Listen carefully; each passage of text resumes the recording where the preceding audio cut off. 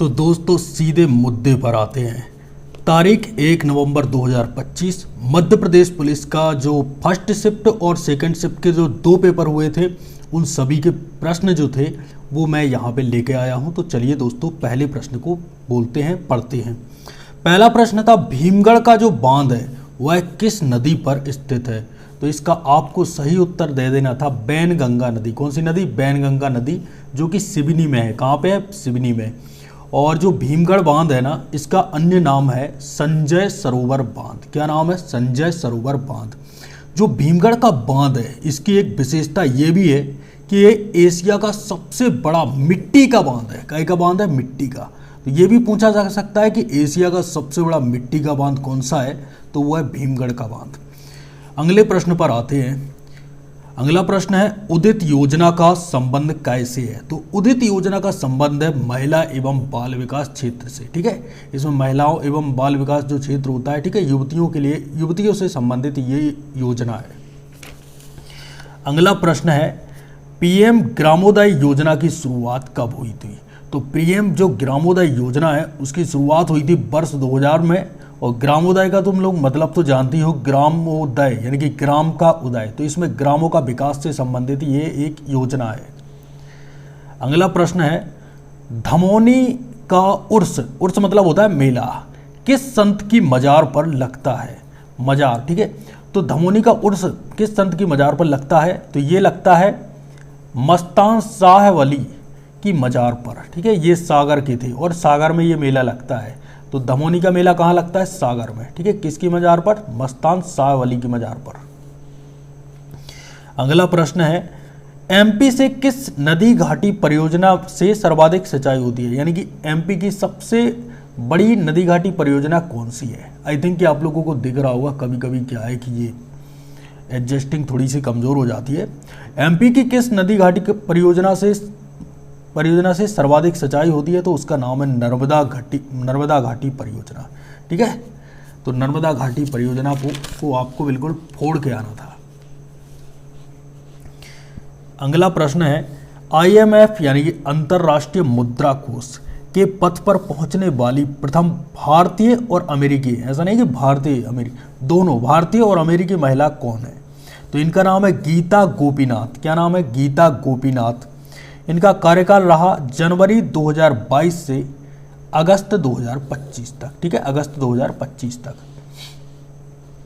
अगला प्रश्न है स्वनिधि योजना, इसका उद्देश्य क्या है। तो स्वनिधि योजना है, इसका उद्देश्य है ऋण देना। ठीक है, स्वनिधि योजना का उद्देश्य ऋण देना।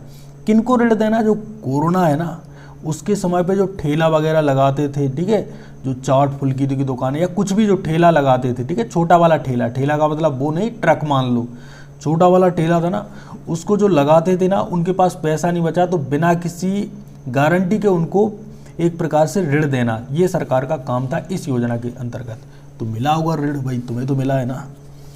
मानव शरीर का पीएच मान क्या होता है। तो 7.35 से 7.45 होता है और रक्त का पीएच मान होता है 7.4। ठीक है, तो ये भी है। अगले प्रश्न पर आते हैं।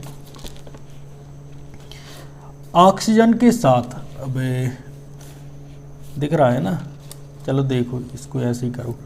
ऑक्सीजन के साथ सर्वाधिक क्रिया करने वाली धातु कौन सी है। तो ऑक्सीजन के साथ जो सबसे ज़्यादा क्रिया करती है उसका नाम है पोटेशियम।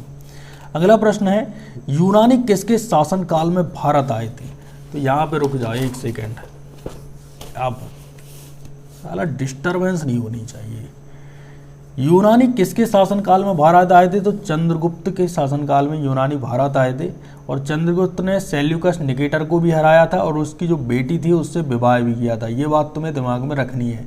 और एक और बात है मैगस्थनीज की जो इंडिका है उसमें चंद्रगुप्त मौर्य का वर्णन है। ठीक है, अगला 100 ड्रमों को बजाने वाला त्योहार कौन सा है। तो इसका नाम है गारो जनजाति के द्वारा बजाया जाता है 100 ड्रमों को बजाने वाला त्योहार, और ये मनाया जाता है मेघालय में। यहाँ पे कौन सा नहीं है, कौन मनाता है ये लिखा है। ठीक है, कौन मनाता है। ठीक है, मनाता लिखा है ना, माँ नामया की मतलब ना, तामया की मतलब ता, मनाता।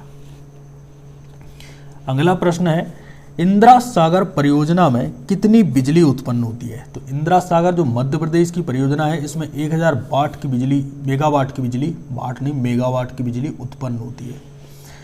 अगला है गांधी सागर बांध से कितनी बिजली उत्पन्न होती है? 115 मेगावाट। अगला प्रश्न है एशियाई खेलों का आयोजन करने वाला देश, 4 बार एशियाई खेलों का आयोजन कर लिया है, मतलब सर्वाधिक आयोजन करने वाला देश कौन सा है? तो वो है थाईलैंड। ठीक है, 4 बार एशियाई खेलों का आयोजन कर चुका है।